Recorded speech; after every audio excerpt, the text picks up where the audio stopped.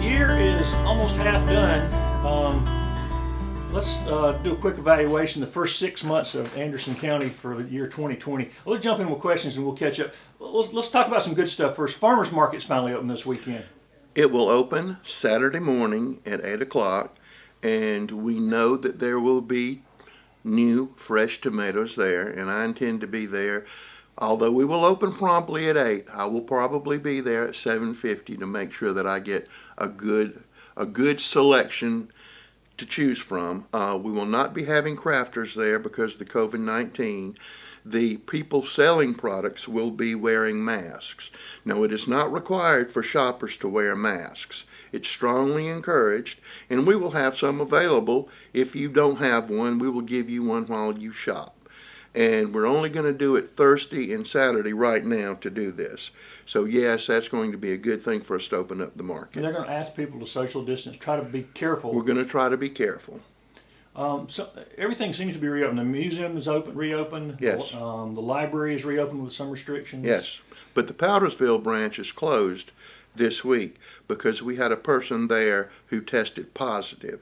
So we have sterilized and cleaned it, and we're still keeping it closed until the following week, and we have sent some of those people home for in-house quarantine. And are we doing maybe this overkill? Yes, we're doing overkill to prevent people from being killed. Has anybody crunched the numbers to figure out how much it's costing, all these extra precautions and all these extra things? We know we're running over $1 million in cost right now, but we're hoping that we're going to be, and have been told that we're going to be reimbursed from the federal folks. So that's what we're banking on. How close is the county to having all the employees back on? Well, that's a misnomer. I'm talking about back in their buildings and back in their offices. Just about every county employee is back in the building. But people don't know that. I mean, if you hadn't been No. But I mean, we opened the annex 2 weeks ago. I think it was 2 weeks ago off the top of my head. And some people said, well, y'all are going to be deluged with thousands of people coming there.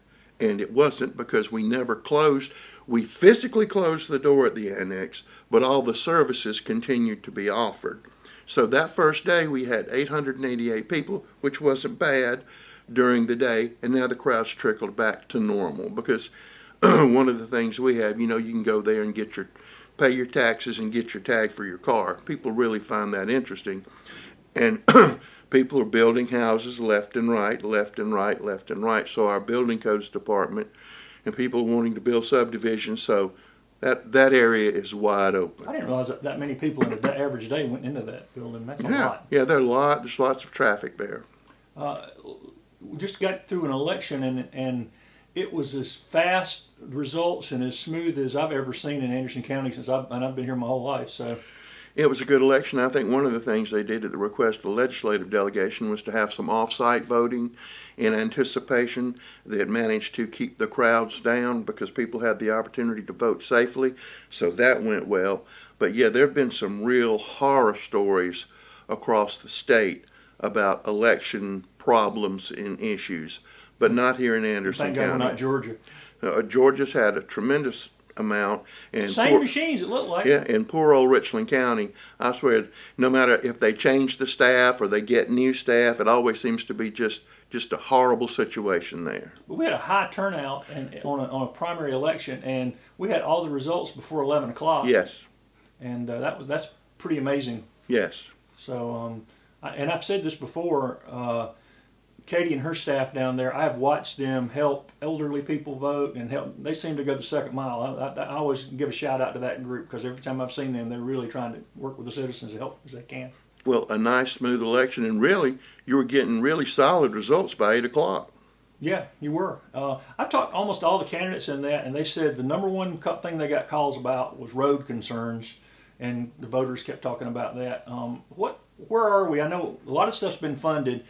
How are we on the things that have been funded? I know we've had weird weather and other issues. How are we on our road plan? Well, as you know, we haven't passed a county budget yet.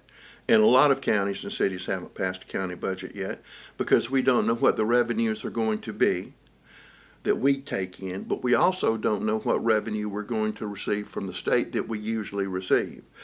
So I know that they're going back in session, General Assembly is going back in session in the week of the 22nd, 23rd. but they're not going to do their budget until probably sometime in September.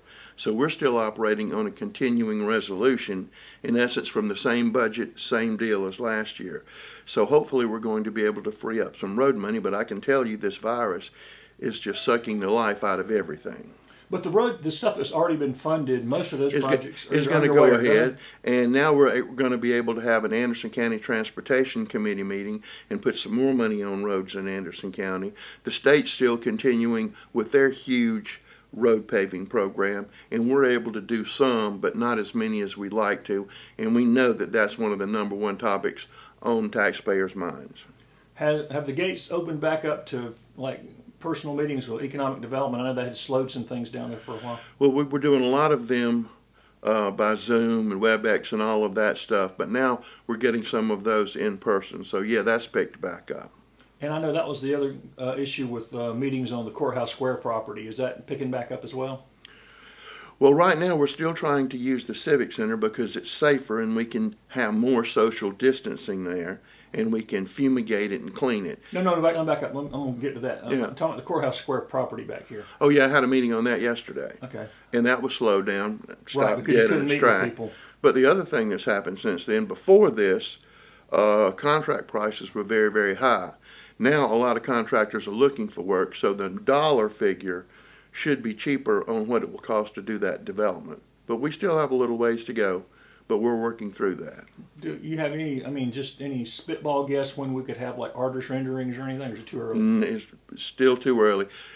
The virus has knocked everything on its head. Everything, everywhere. We're getting back to normal, but we're not normal. And I'm talking to people in the healthcare field and this field and this field, and some of them are saying it's going to be a year before things get right.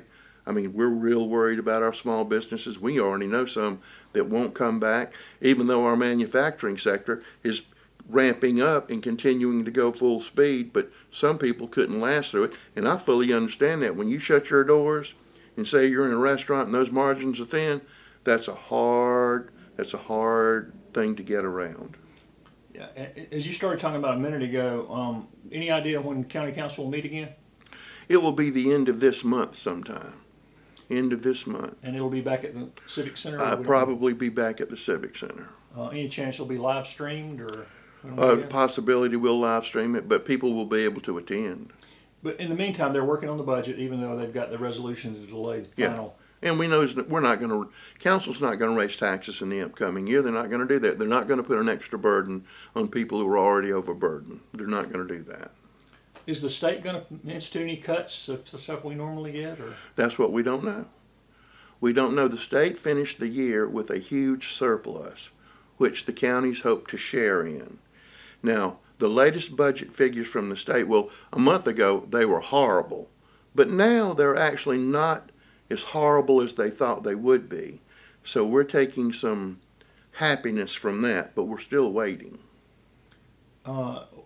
Projects that were already underway, any more movement on the joint wastewater sewer project with Pendleton and Clemson? Matter of fact, we had a meeting with Pendleton this week, and we had a telephone meeting with Pendleton this week to try to move that forward. Why is it so difficult to explain to average citizens why wastewater and sewer projects are so necessary and so expensive? Well, they're very expensive. You bury them underground. Nobody can see them, so they don't understand that expense. I propose, as I've said on this cast before, that we put them above ground and clear so you will actually see what they do. But you don't want 1,000 million septic tanks running around. At some point, that is not environmentally sound. And in order for orderly development to occur, you need water and sewer. Without water, nothing's going to happen. And with sewer, it's best. You can do a cleaner and more compact development with sewer. So, and no industry is going anywhere without sewer. No commercial enterprise is going to go put in a septic tank unless they just absolutely have to, a Dollar General out in the middle of the country. You don't do it. There's a reason they do that, and that's to prevent disease and death, and to control growth and to allow growth. And speaking of growth, we just had a big meeting Monday night on the Planning Commission. A couple thousand new housing units wanting to go up. Yep. Now, I think one thing that a lot of people miss in that is the Planning Commission recommends they don't decide. This has got to go to County Council and 3 readings in council before anything's approved. Absolutely. But that fits into what you're saying. You couldn't put in 2,000 new septic tanks in some of these small No, lots. but the deal on that, and we had some issues with that meeting last night, but we were not able to have a meeting for 4 months. So there was a backlog. And if you don't address these things, then they become law. Another issue we had was the fact that it was hard for us to get a quorum because people were scared to come to a meeting. We had 2 members who didn't come last night because they are over 80 years old and they didn't want to expose themselves. So that's why that meeting was held last night. That meeting ran till about 1 o'clock. And that's no way to do business, but we were trying to clear the backlog to get this all straightened out and hopefully get back on a more regular pattern. And like I said, I think it's important, because I've had a lot of people ask me about that meeting and about the other things. It's important to recognize that now this is going to be evaluated by council, and our council chairman is a builder, so he understands maybe better than even other people on these commissions what's what on that. Yes. So council has to vote 3 times on any of these to be approved. Absolutely correct. And I've seen as many rejected as I've seen approved since I've been covering. And they're all based on their merits, Right. on what's good, and citizens' input drives everything. Well, and just backing up just a tad, we're talking about people don't understand the cost of sewer and wastewater, and they don't see it. They do see roads, but they also don't. Again, people forget, and we tell them over and over how much it costs to maintain and repair county roads. It can be $1 million a mile if it has to be completely rebuilt. 300,000 is an optimistic case. And we're still playing catch up from years. And we're playing catch up from 25 years worth of neglect. And we're not gaining on it either. Well, as the county grows, you add all these new houses, or some new will get added, and we know we're growing because the numbers are showing that. You got to have more roads to. You have to have more roads. The roads are getting more use. I mean, you're having people move in here left and right, whether you want them to move in here or you don't want them to move in here. They want to move to Anderson County. You have people up in Powdersville, but you also have just as many moving into the Pendleton area. You've got them moving into the lake area. You've got them coming down Clemson Boulevard. And now we're getting interest, which I'm very happy to see, in southern Anderson. So that's a very good thing to try to spread it out. But I mean, everybody just seems to be wanting to come here.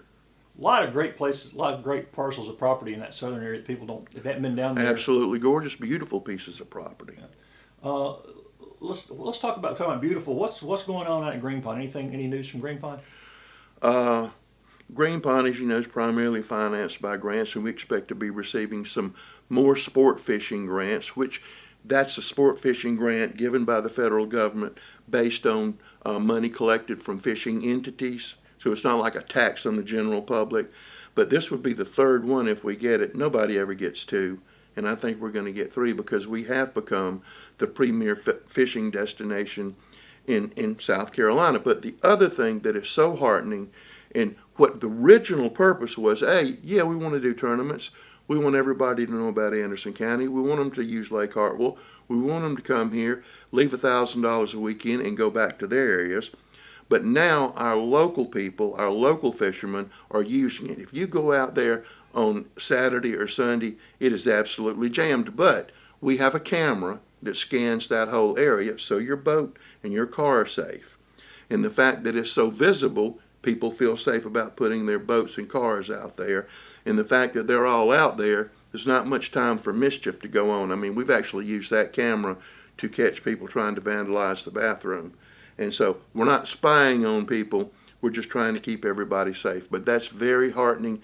And everything that we do out at Green Pond seems to please the boating and fishing public. And the economic impact on at least the area, including us and Greenville, has been like $60 million or something. Yeah, but the interesting thing is that because of COVID-19, boat sales are through the roof. RV sales are through the roof. Because people don't want to go to a hotel, and you can get in the boat with you and your family, and you're pretty safe right there.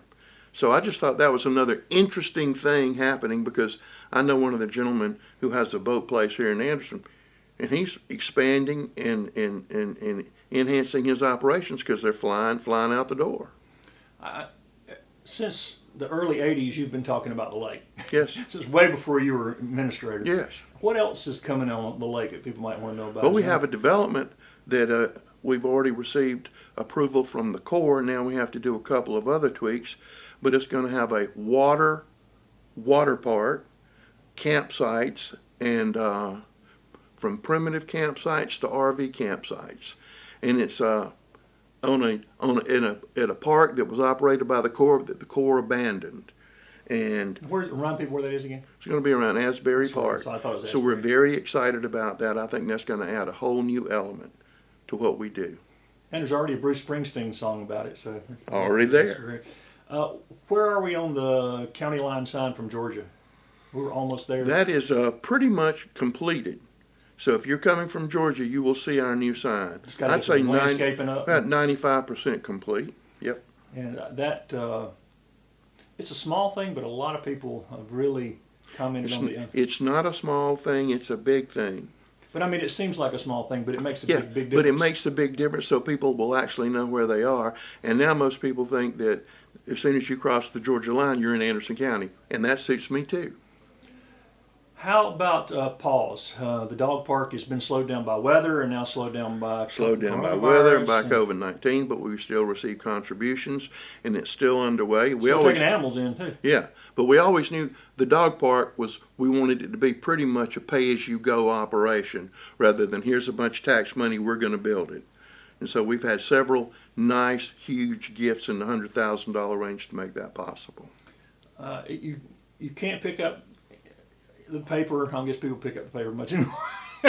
You can't watch anything without the things going on beside the virus, and that's all the racial stuff, and we've seen it all over the world. Yes. But there seems to be a lot of confusion over who has authority about moving the Confederate statue from the square. And could you clear that up for people?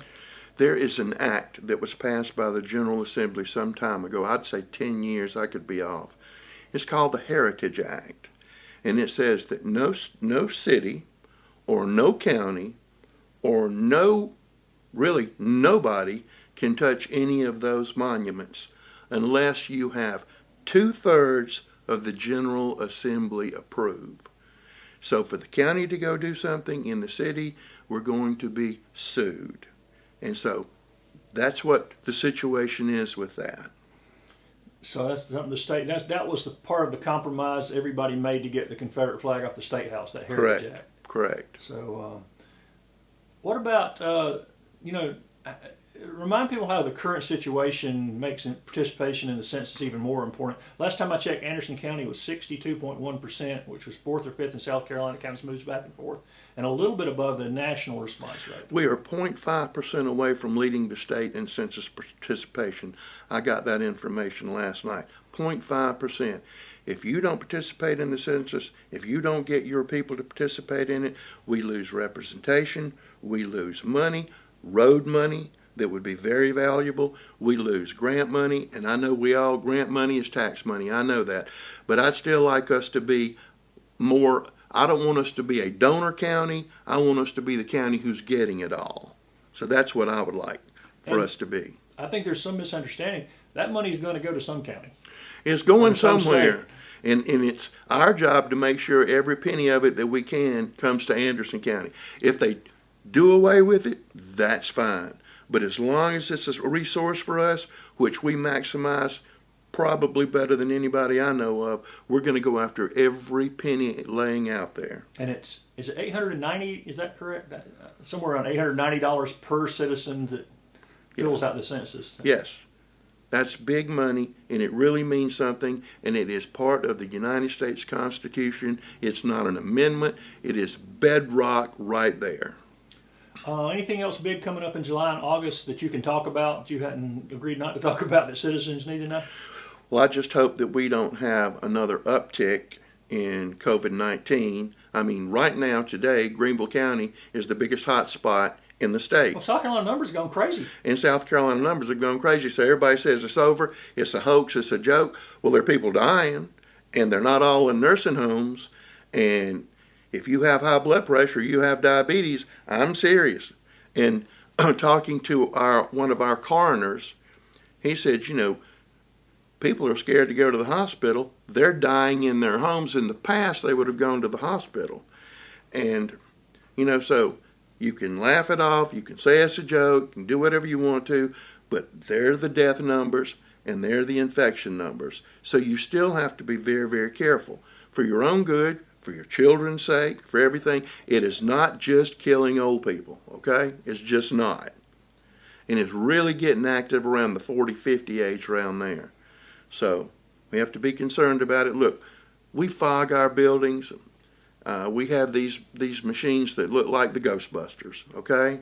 And we go sterilize and we clean, trying to keep everybody safe. And you still have young people who will not go and do anything, and you have older people, and then you have people who move around. So, you still have to be conscious. And I hate it. But, you try to do the best you can. So You are going to continue doing this as long as these numbers keep showing. as long as possible. And by the way, 40 and 50 is kind of young. Aren't those young people? I think those are children myself, but And my favorite thing we ever talk about, we are now about 180 something days away from the Christmas tree going up. Yes. And it's going to be at least 10 feet taller this year, I think. I don't know if it'll be 10. It depends on the fertilizer. Okay, but it's going to be taller. Yep. And if it continues to grow on our current pace, it'll be, in 10 years, we'll be as tall as Rockefeller Plaza. Yes. And as long as you're here, you're planning on continuing to fertilize it electronically? We will buy fertilizer every year. And are you looking forward to the cooler days and the people being able to I'm absolutely looking sing forward Christmas to the carols cooler without days. catching disease? I'm absolutely looking forward to that, and I'm hoping everything works all right, and I hope they find a vaccine, and I hope everybody stays safe, and everything that we can do to keep the 204,000, which I'm hoping, if everybody fills out the census, is going to be more, to give us more representation and more credibility.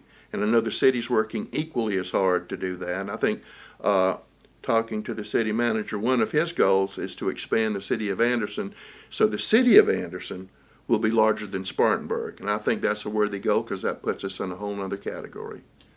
And as always, remind people where they can keep up with what's going on in the county.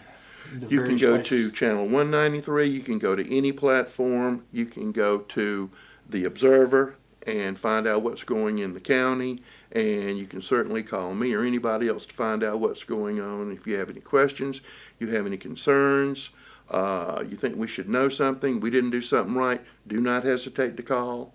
We will take that information 7 days a week, 24 hours a day. And I can testify that Rusty, while we were doing this, had to take a phone call about roads. So Yes. he's answering the calls here too. Yes. All right, we'll catch up again in July. All right, sounds good. Thank you.